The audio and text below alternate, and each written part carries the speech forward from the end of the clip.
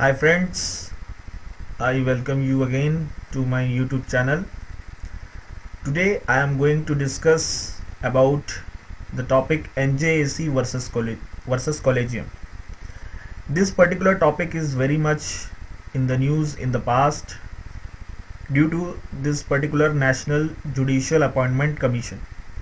So today I am going to discuss what is National Judicial Appointment Commission, what is Collegium, and what are the point of conflicts between the National Judicial Appointment Commission and Collegium.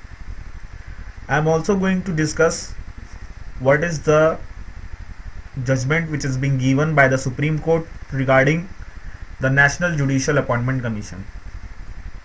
So first of all, we will see what is actually National Judicial Appointment Commission. So moving on, the first point is, which I have written, National Judicial Appointment Commission was a proposed body which would have been responsible for appointment and transfer of judges to the higher judiciary in India, including both High Court and Supreme Court. So NJAC is a body which is responsible for the appointment and transfer of judges in the higher judiciary. So what is the first point? The commission was established by amending the Constitution of India through 99th Constitutional Amendment Act 2014. Alright, which was passed by the Lok Sabha and Rajya Sabha on August 2014. So this particular commission, that is NJAC, was established by amending the Constitution through 99th Constitutional Amendment Act. Next, the National Judicial Appointment Commission would have replaced the collegium system. Alright, so this NJAC has replaced the collegium system of appointment. I will discuss later about the collegium system. So next point, along with the Constitutional Amendment Act 2014, the National Judicial Appointment Commission Act was also passed by the Parliament to regulate the functions of the NJAC. So as far as regulation of the NJAC concerned, a separate act has been passed by the Parliament and it is known as National Judicial Appointment Commission Act. Both acts, that is NJAC and the Constitutional Amendment Act, came into force in 13th of April 2015. So now I want to discuss about the composition of the NJAC. What is the composition and who are the members of the NJAC? Number 1, the Chief Justice of India. Here I have written the in short form CJI, that is Chief Justice of India. He is the ex officio chairperson of the National Judicial Appointment Commission. 2 other senior judges of the Supreme Court. Alright, that means along with the Chief Justice of India, 2 other senior judges of the Supreme Court. Next is the Union Law Minister. Alright, and after the Union Law Minister, 2 eminent persons would have been nominated by a committee. Alright, so in total there are 6 members. First one is CJI, then 2 other senior judges of the Supreme Court, the Union Law Minister, and 2 eminent persons would have been nominated by a committee consisting of CJI, Prime Minister, and the leader of opposition in the Lok Sabha. So these 3 persons, that is the CJI, Prime Minister of India, and the leader of opposition in the Lok Sabha, they nominate the 2 eminent persons. Alright, so talking about the eminent person, look here. Out of 2 eminent person, 1 person would be from SC, ST, OBC, minority, or a woman. So 1 person had to be from ST, SC, OBC, minority, or a woman category. Next important thing about the eminent persons, that is, the eminent person should be nominated for 3 years only and shall not be eligible for renomination. So once the tenure of the eminent person had been over, new eminent persons would have been nominated again. So this is all about the National Judicial Appointment Commission, which is important. And moving on to the next topic, what is collegium? We frequently heard about this particular collegium. Today I will discuss about the collegium. So if you have going through the polity subject which is there in the UPSC, article 124 and 217, it is important. It accords the president the power to appoint judges of the Supreme Court and High Court. इसका मतलब ये है कि article 124 और 217 ये दोनों article president को supreme court और हाई कोर्ट में जजेस के अपॉइंटमेंट के लिए उनको एक पावर दिया गया. ठीक है. In exercise of this function the executive must compulsorily consult certain persons. That means इस पावर को यूज़ करने के लिए प्रेसिडेंट कुछ अलग से कुछ पर्सन्स को कंसल्ट करते हैं, उसके बाद इस पावर को वो अपना यूज़ कर सकते हैं. सो what are those persons who are to be consulted? To make appointment to the Supreme Court, the CJI is always consulted. That means Chief Justice of India is always consulted for making appointment to the Supreme Court. And in elevating person to a High Court bench, in addition to Chief Justice of India, Chief Justice of the concerned High Court and the Governor of the state concerned will also be consulted. So this is they are the persons who are consulted by the president before making appointment to the Supreme Court or High Court for the judges. In this very particular topic, I want to tell you what does consultation means.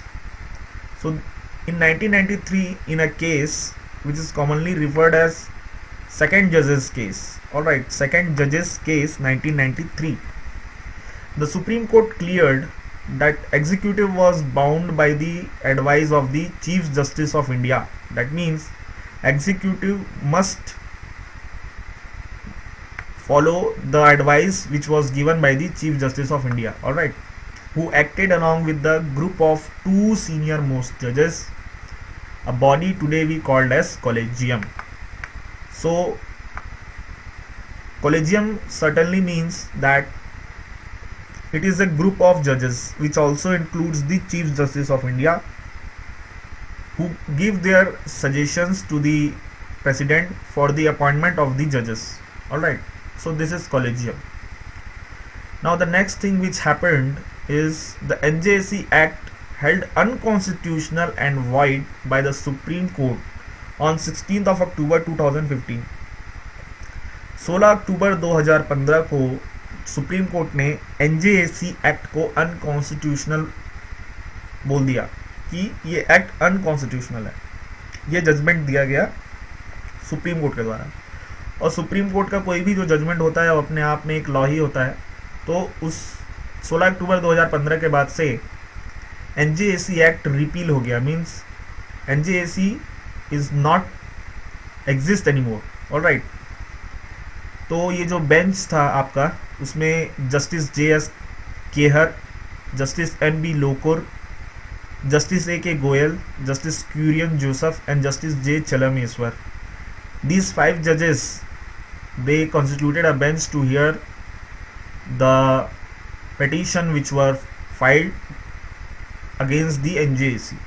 Alright, so what are the judgments which are given and what are the points they said regarding the judgment? Alright, so the first point, there was doubt about the composition of the NJSC. Alright, the very composition of the NJSC is doubtful, especially regarding the inclusion of law minister and 2 eminent persons. Alright, so this is the main doubt about the composition of NJSC. Next point, for the law also gave two persons veto over all decisions. All right. So there is a clause in the law which gave two persons veto over all decision. So it raises the question whether the judicial members could be overruled by the executive. तो सबसे बड़ा problem यहीं पे हुआ कि क्या जो आपका क्वेश्चन है, जो दो एमिनेंट पर्सन्स जो दो पर्सन्स को जो पावर दिया जाएगा, वीटो का पावर, क्या वो पर्सन्स ऐसे होंगे जो जुडिशरी मेंबर्स के व्यू को ओवर रूल कर देंगे. दैट मीन्स ऐसा हो सकता है कि वो पावर एग्जीक्यूटिव्स को दे दिया जाए और एग्जीक्यूटिव जो जुडिशियल मेंबर है उनके व्यू को ओवर रूल कर दें. ठीक है, ऐसा पॉसिबिलिटी हो सकता था. Next point, the law was aimed at restoring the system of checks and balances which according to the government was lost after the supreme court created collegium. It means friends, जो government का point of view था कि law का जो main reason है लाने का, main reason is for restoring the system of checks and balances which according to the government was lost after the Supreme Court created the collegium. This is the point which was told by the Attorney General Mr. Mukul Rohatgi. Alright, so next point, the core question was whether the new law was interfering in the judicial independence. This is the main question which everyone asks, क्या जो NJSC law था it really interfering in the judicial independence, because our constitution is all about the independence of judiciary. All right, independence of judiciary, independence of legislature and the independence of the executive. These three organs of our constitution operate in their respective spheres and they are not supposed to interfere in each other jurisdiction. Alright, next point, the court ruled that it was affecting the basic structure of the constitution. Court ने ये ruling दिया कि जो आपका act है वो basic structure of the constitution को effect कर रहा है. जो लेजिस्लेशन को अमेंड करने का या न्यू लॉ बनाने का जो लेजिस्लेचर का जो पावर है वो सोवरेन पावर नहीं है. That means it is not the unlimited power. It has to work within the limitation of the basic structure of the constitution. Alright, so they have to make any law which does not affect the basic structure of the constitution, but the Supreme Court in its rule, they said that the law itself is affecting the basic structure of the constitution and held that particular law invalid. So the next point, Justice J.S. Keher ruled that the inclusion of law minister is interfering both on the independence of judiciary and separation of power.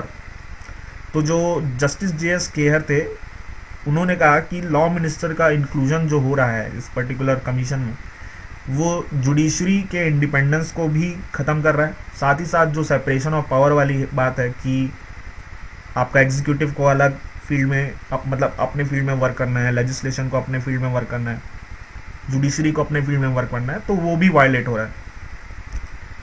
He also pointed out that conduct of political executive showed it tended to reward favorite in many fields. ये बहुत ही ज़्यादा important point उन्होंने कहा कि past में ऐसा देखा गया है कि पॉलिटिकल एग्जीक्यूटिव हमेशा अपने अपने फील्ड में कुछ ऐसे लोगों को सामने लाते हैं जो उनके लिए फ़ायदेमंद हो. ठीक है, तो इस पर्टिकुलर पॉइंट ऑफ व्यू को रखते हुए अपना जो क्या बोलते हैं आपका NJSC लॉ को उन्होंने अनकॉन्स्टिट्यूशनल बताया. लेकिन उसमें से एक जज थे, justice J. Chalameswar. He is justice J. Chalameswar. If you are watching the video, he is justice J. Chalameswar and his views are different from the views of these four judges. All right, and what is his view? He said in its separate view he questioned the lack of transparency in the collegium as well. He said कि collegium भी एक पूरी तरह से transparent body नहीं है, उसमें भी कुछ कमियां हैं, खामियां हैं. ठीक है, so after going through several articles which I have read, I have collected some points regarding the cons of the collegium. All right. So these 2 points. The first one is, as collegium consisted of senior most judges who retired upon the age of 65 years, so its composition is unstable. जो आपका जो collegium रहता है उसमें senior most जजेस ही रहते हैं, तो जो सीनियर मोस्ट जजेस का जो रिटायर होने का एज है सुप्रीम कोर्ट में 65 इयर्स है, तो एक वो अनस्टेबल स्ट्रक्चर है. So it is better if we have some stable structure. Alright. Next point is, sometimes collegium got inefficient when its members vetoed each other decision due to personal rivalry. Sorry, personal rivalry, that means आपसी लड़ाई के कारण भी कई बार ऐसा होता है कि जजों मतलब एक दूसरे के बीच जो अगर कुछ खामियां होती हैं या कुछ दुश्मनी होती है उस वो भी थोड़ा सा कॉलेजियम के वर्क को इफ़ेक्ट करता है कि भाई एक जज बोलेगा कि मेरा मेंबर एक है तो मैं उसको आगे प्रमोट करना चाहूँगा, हो सकता है दूसरा मेंबर उसको ना प्रमोट करे, तो ऐसा भी प्रॉब्लम कभी कभी कॉलेजियम में देखने को मिलता है. उसके बाद मैं कुछ पॉइंट्स बताना चाहूँगा जो justice R M Lodha, he is the ex chief justice of India, इन्होंने कुछ पॉइंट्स रखे, अपने व्यूज़ रखे, उस व्यूज़ को मैं आपके सामने पेश करता हूँ. First point, should the exercise of the power of judicial review depend upon the will of the parliament. क्या जो जुडिशियल रिव्यू का पावर है, जुडिशियल रिव्यू मतलब कि मान लीजिए कि कोई एक लॉ है, अगर वो लॉ ऐसा लग रहा है कि बेसिक कॉन्स्टिट्यूशन के स्ट्रक्चर को इफेक्ट कर रहा है, तो उसमें क्या है कि सुप्रीम कोर्ट जुडिशियल रिव्यू कर सकता है, किसी भी लॉ को चेक कर सकता है. लॉ को चेक करने का जो प्रोसेस है जो जुडिशरी जो यूज़ करती है, and it is known as judicial review. Alright. तो क्या वो पावर है जुडिशियल रिव्यू, क्या वो पार्लियामेंट के विल के ऊपर डिपेंड करेगा? जैसे कि अब मान लीजिए पार्लियामेंट का कोई आदमी अगर बैठ रहा है ऐसे कमीशन में जो जजेस को अपॉइंट करता है, तो डेफिनेटली हो सकता है फ्यूचर में कि वो जुडिशियल रिव्यू को इफेक्ट करे. Alright. while there is no express provision of separation of power in the constitution, it is the duty of the parliament to amend the constitution and make laws. Alright. The duty to decide whether the basic element of the constitution is transgressed or not has been placed on the judiciary. यहाँ पे फिर से separation of power की बात मैं करना चाहूँगा कि कॉन्स्टिट्यूशन में ऐसा कहीं लिखा हुआ नहीं है कि सभी को अपने अपने फील्ड में ऑपरेट करना है, लेकिन जो कॉन्स्टिट्यूशन के वेरियस क्लॉज है उससे डायरेक्टली डिफाइन होता है कि एग्जीक्यूटिव का रोल सेपरेट है, जुडिशरी का रूल सेपरेट है, जो जुडिशरी का जो वर्क है वो सेपरेट है और एग्जीक्यूटिव का वर्क है, ये तीनों सेपरेट किया गया कि तीनों अपने अपने फील्ड में वर्क करें और एक दूसरे के काम में ज़्यादा इंटरफेरेंस ना हो. ऑलराइट. तो आपका जो पार्लियामेंट का काम है वो क्या है, कॉन्स्टिट्यूशन को वो अमेंड कर सकते हैं, नए लॉ बना सकते हैं, लेकिन ज़रूरी नहीं है कि वो लॉ हमेशा सही बने. हो सकता है कि वो लॉ आपका जो बेसिक स्ट्रक्चर है कॉन्स्टिट्यूशन का, बेसिक एलिमेंट उसको इफेक्ट करे, तो उसको चेक करने की जिम्मेदारी जुडिशरी के पास है. तो अगर पार्लियामेंट का ही कोई आदमी ऐसी कमेटी में बैठ जाएगा जो जजेस को अपॉइंट कर रहा है और वही जजेस स्क्रूटिनाइज कर रहे हैं कि कहीं कोई लॉ सही है कि नहीं है, तो वो डेफिनेटली इफेक्ट कर सकता है. Next point, the constitutionality of an act can only be judged through judicial review, and without effectively performing it, there cannot be no rule of law. ठीक है, no rule of law. इसमें यहाँ पे आपको ये बताना चाहूँगा कि रूल ऑफ लॉ क्या होता है. रूल ऑफ लॉ मतलब कि हमारे कंट्री में लॉ जो है it is the most superior thing. मतलब कि ये लॉ जो है उसका रूल सर्वोपरि है, लॉ के आगे कोई भी चीज़ उसके आगे बड़ी नहीं है. तो उसका जो कॉन्स्टिट्यूशनैलिटी है of an act can only B judged through judicial review. ठीक है, जुडिशियल रिव्यू से ही किसी भी एक्ट के कॉन्स्टिट्यूशनैलिटी को चेक कर सकते हैं. And without effectively performing it, मतलब कि जुडिशियल रिव्यू को जब तक हम लोग इफेक्टिवली परफॉर्म नहीं करेंगे, there can be no rule of law. वो जो रूल ऑफ लॉ का जो कॉन्सेप्ट है वो अप्लाई ही नहीं होगा. समझ रहे हैं आप इस बात को. Next point is Constitution has given power of judicial review to unelected judiciary. Therefore, it is necessary to keep the process of judicial review independent of the representatives of the people. ठीक है, जो constitution ने जो judicial review का power दिया है, ठीक है, आप पढ़े होंगे आर्टिकल 13, ठीक है, आर्टिकल 13, आर्टिकल 226 एंड आर्टिकल 32। ये जो 3 आर्टिकल्स हैं ये जुडिशरी को किसी मतलब ऐसे लॉ को अनकॉन्स्टिट्यूशनल बोल सकती है जो बेसिक स्ट्रक्चर को फॉलो ना करे, जो फंडामेंटल राइट को फॉलो ना करे, ठीक है। सो in order to keep this process intact, all right, it is necessary to keep the mode of appointment of the judges independent of the interference of the legislation, all right. So last point which I have written regarding this, the judicial independence is the central goal of many legal system and the mode of appointment of the judges is crucial mechanism to achieve this goal. All right, so this is all which I want to discuss. And the next point which I have written here, however, judicial appointment needs fresh air and new innovative inputs. An improvement in the collegium is the need of hour.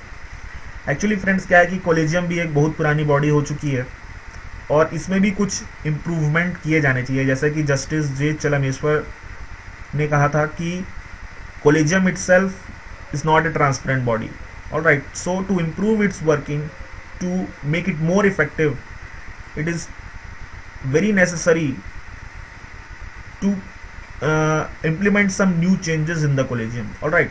So पहली बार ऐसा हुआ था कि 16 अक्टूबर का जो judgement आया था supreme court में, उस जजमेंट में सुप्रीम कोर्ट ने पहली बार आम जनता से, आम नागरिकों से कॉलेजियम को इम्प्रूव करने के लिए सजेशंस इनवाइट किए और गवर्नमेंट को भी कहा कि ये आपके लिए एक अच्छी अपॉर्चुनिटी है जिससे आप कॉलेजियम को इम्प्रूव कर सकते हैं। सो बहुत सारे लोगों ने अलग अलग सजेशंस दिए हैं, आप खुद ऑनलाइन या फिर वेरियस आर्टिकल्स जो भी पेपर में न्यूज़पेपर में आते हैं उसमें आप चेक कर सकते हैं। So please go through the suggestions which are given by different people to improve the collegium. It may be asked in the examination also. So this is the very important topic which I want to discuss. Thank you very much for listening, and again I am saying, if you like my videos, please subscribe the channel, please like the video and share with other peoples, those who are preparing for the UPSC and other competitive examinations. Alright, thank you very much for watching the video.